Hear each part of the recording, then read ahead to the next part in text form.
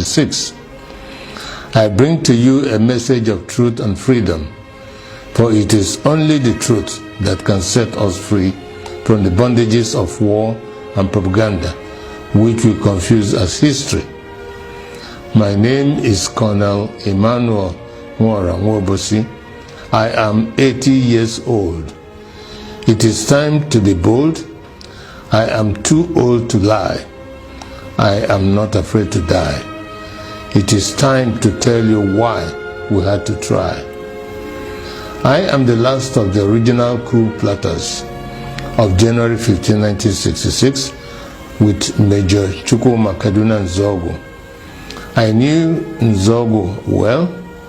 We went to school together. We trained together. We trained at Sandhurst Military Academy, UK. We lived together. Nzogu was our first head of military intelligence and uncovered terrible plans to wreak havoc across the country. We organized a group of progressive military officers to carry out a coup on 15 January 1966 to stop a jihad and bring sanity to Nigeria, steeped in nepotism, corruption, and mass murders.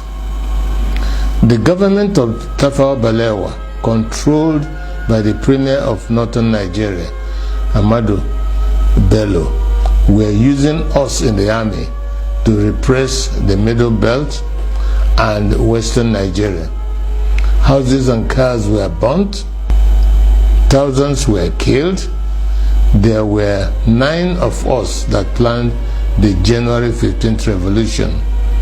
Majors Nzogu, Anuforo, Ifajuna, Ademoyega, Chukwuka, Okafo, Onwatuegu, and Obienu, and myself. However, 4 of us started it: Major Ifajuna and Major Ademoyega in the south, and Major Nzogu and myself in the north. We then united as a single revolution. I am the last of the 4 original revolutionaries. None published the complete truth. Only me, Colonel Emmanuel Nwaobosi, is alive today to tell the final truth, so that the lies will not triumph forever. They used us to repress the Middle Belt and the Yorubas. When we saw genocide, we began to disobey orders and swore to stop them. For instance, Major Chris Anoforo refused to release mass murderers caught with weapons and was court-martialed. He was replaced by Major Hassan Katsina, a northern Muslim willing to act. I was in Abeokuta, but refused to repress Yorubas. Instead, I opened our barracks as a safe place for them to run to. They told many lies about the January 15 boys to justify their genocide, but it is those of us that planned the revolution that they should have killed, not the 3 million innocent Biafrans that knew nothing. For years, I kept quiet, blaming myself and wondering whether at 27 I was too radical, that my actions led to the death of millions. Today, the same evil in 1966 is being unleashed. As I watch, my sense of guilt has vanished, because we were not the evil. We were trying to stop the evil. That evil is radical Islamism.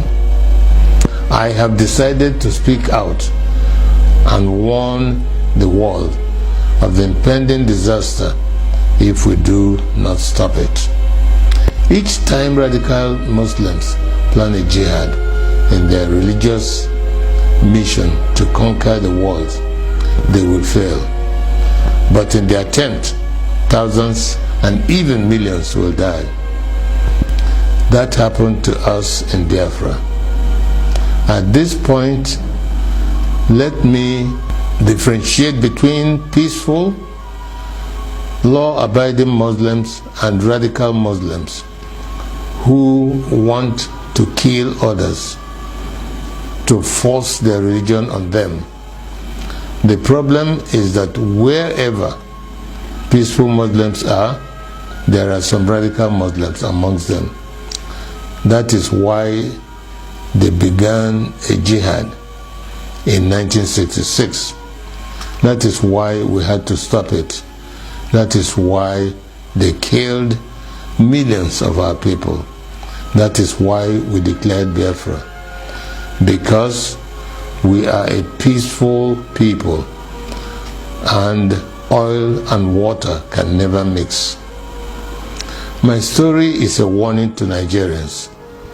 For years, I was prevented from speaking the truth by exile, prison, harassment, poverty, surveillance, and death threats held over many of the actors like Ojukwu, Zik, Awolowo, Ibiam, and the January 15 boys that survived.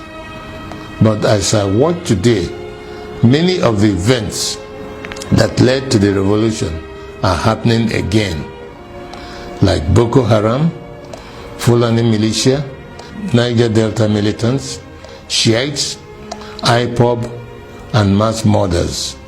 Some people think we acted wrongly in carrying out the January 15th revolution, but they may not be fully aware of the realities then. We were trained by the British to be patriotic, to give the ultimate sacrifice for Nigeria, and to stop anyone acting against the nation. Instead of our leaders using us to defend Nigeria, they were using us to suppress the citizens. We decided to arrest them for their atrocities because no one was willing to act. Not Zik, the president, who was powerless, not Ironsi, the head of state of the army, who was a conservative. There were many reasons why we had to act. One, to stop the killings in Yoruba land and the Middle Belt by NPC, the ruling party. Two, to stop the invasion of Yoruba land on 17 January 1966. Three, to correct the massive rigging of the 1964 elections. Four, to free Awolowo from prison and make him the Prime Minister.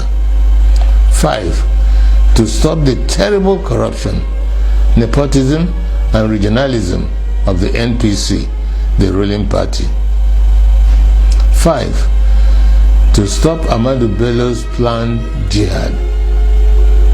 It was good that we acted to save the Yoruba and the Middle Belt people, and we thought that was enough to stop the jihad. We could not foresee that they will massively attack innocent Igbos. Blame those who decided to massacre our people for their evil. Today, we are fighting Buhari. He is killing Shiite Muslims and IPOB members. With the benefit of hindsight, we can see other ways of dealing with such evil. But for us in 1966, we just wanted to save the people from massacre.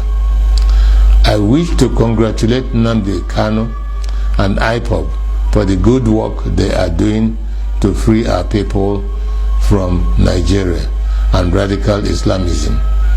Many of our people do not understand how vast IPOB is as an organization and the quality of the people that run it. On arrival in Israel, I started meeting high-quality professionals, and I was amazed. I don't know how IPOB united power professionals abroad, power traders at home, and ordinary people from market women to even riff-raff, all under one IPOB family with worldwide radio and television. Every Igbo and Biafran should be proud of them. They are the strongest force we have today to achieve freedom for all Nigerians. No wonder they can take on the Nigerian government and win. However, it is money that makes things work. I shall donate 10% of all the profits of my new book to IPOB. It is my tithe to freedom.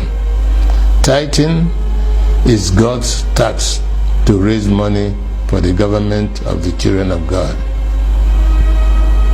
I urge you all to regularly do the same so we can have the resources to achieve our objectives. On this day of 15th January 2019, the anniversary of our revolution, I want to hand over to Nnamdi Kanu and IPOB the baton of the January 15 boys, to you to complete the revolution we started. I am Emmanuel Nwaobosi, a chief and elder of the Obosi people. I bring to you the blessings of the ancients. I fought for Biafra. I was wounded for Biafra. I shall die for Biafra. He said,